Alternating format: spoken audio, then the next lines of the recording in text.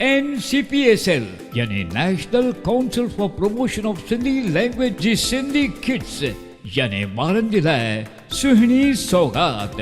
तव्हां ॾिसी सघो था सिंधी एनिमेटेड फिल्मूं सिर्फ़ NCPSL ऐप ते। तव्हां ॾिसी सघो था मम्मीअ सां, पप्पा सां, दादा सां, दादीअ सां अचो त ॾिसूं सुहिणी सिंधी कलरफुल एनिमेशन कार्टून सीरीज। बस में चीते जो बच्चो, यात्रा जी यादगिरी। हिक दफ़े कंहिं झंगल में घुमंदे घुमंदे चीते जो बच्चो जंगल जे रस्ते ते अची पहुतो।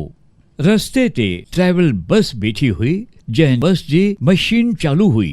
ट्रेवल बस जो दरवाज़ो खुलियल हो।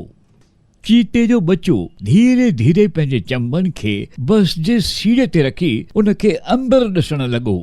उन बस जे अंदरि अॻियां सीट ते हिकु माण्हू बैठक नज़र आयुसि ऐं उन जे पासे में घर घर जो आवाज़ अची रहियो हो, छो जो बस जी इंजन चालू हुई।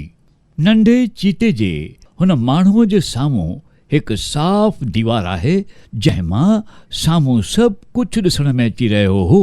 इहो ॾिसी हुन खे वॾो अजब लॻो त चीते जे बच्चे साॼे तरफ़ खां हुन खे ॾिठो। हुन ॾिठो त उते ॿिया बि माण्हू हुआ। जॾहिं हुन बस जे सीड़ीअ तां थोरो मथे खयो त हुन ॾिठो, हुन खे लॻो त सभु मुसाफ़िर हुन खे ॾिसी ॾकी रहिया हुआ।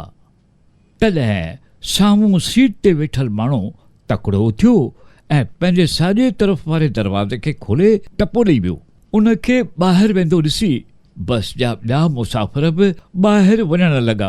माण्हुनि खे बस खां ॿाहिरि वेंदो ॾिसी नंढो चीतो ॾकी वियो ऐं भॼी वियो ऐं बस जे हेठि लही बस जे हेठां लिकी वियो।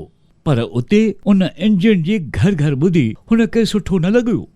थोरी देरि खां पोइ उतां ॿाहिरि निकितो ऐं बस जी सीड़ीअ तां चंबा रखी बस जे ॿाहिरि भॼी वियो। हिकु दफ़ो हू साम्हूं वारे बस जे ड्राइवर जे सीट ते वेही ॿाहिरि ॾिसण लॻो। तॾहिं हुन खे हिकु ॿिए बस में ईंदो ॾिसण आयो। हुन में जाम माण्हू हुआ।